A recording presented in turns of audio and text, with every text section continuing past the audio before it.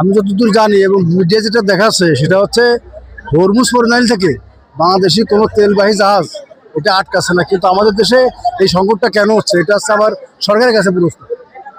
আমরা এসেছে তেল নিতে। তেল নিতে আসছেন, কখন আসছেন?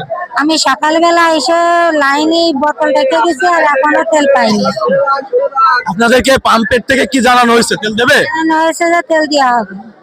আচ্ছা, আপনারা কতজন আসছেন? মহিলা আসছেন কতজন? আমরা মহিলা এখানে 4 জন আসছি। বিগত 2 দিন ধরে এইভাবে তেলের লাইন সারি সারি ভাবে দিয়েই রাখিছে। আমার মাঝপাড়া ইউনিয়নে একটি পাম্প আছে, সেই পাম্পে অনেক লোকের ভিড় সমাবেশ দেখতে পাচ্ছি।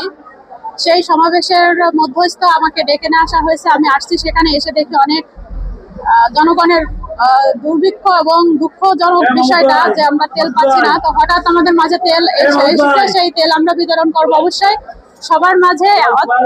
এতটুকু করে পরিমাণ মতো আমরা সবাইকে বিলিয়ে দেওয়ার চেষ্টা করবো। আমরা 5 লিটার করে চিন্তা ভাবনা করছি যে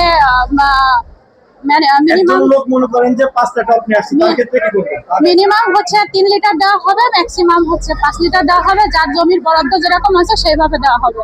আমার ডেলি 50 লিটার লাগে, আমি গাড়ি আছে, আমার গাড়ি চলে। 5 টালি আপাতত আসছে। কখন আসছেন এখানে? গত কালকে আসছি। আমি আসছি তা 2 ঘন্টা হয়ে গেছে। আপনার সিরিয়ালটা কোথায়? আমার সিরিয়াল একবার ব্রিজের কাছে। ব্রিজের কাছে। তেল কি পাবেন মনে হচ্ছে?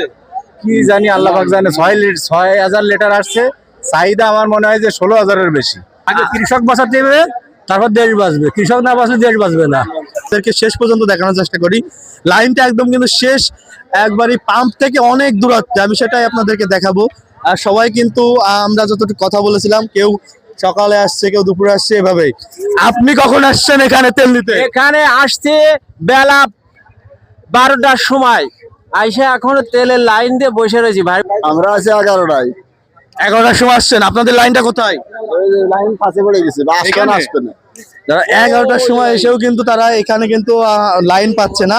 আর সামনের দিকে যারা আছে, আমি একটু তেলের পাম্পের মালিকের সাথে কথা বলেছিলাম। তারা আমাদেরকে যেমনটা জানিয়েছিলেন যে 6,000 লিটার তেল এই মাত্র তাদের পাম্পে এসে পৌঁছাইছে এবং সেটা কিন্তু সবার মাঝে বিতরণ করা হবে এবং প্রশাসনের লোকজন এখানে উপস্থিত আছে।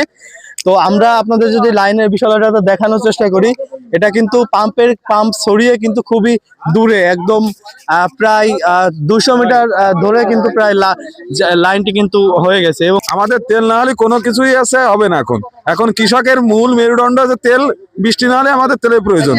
আর এখন ধান কোনো কায়দায় এখন যদি মানে জলের পানির অভাবে যদি সমস্যা হয়, তাহলে আমাকে ধানের চিঠে হয়ে যাবে এবং ধানে ফলন হবে না। আমাকে ধান মানে বাইল বারোচ্ছে, মানে মাটি ফাটিয়ে ধান মরি যাচ্ছে গাছ।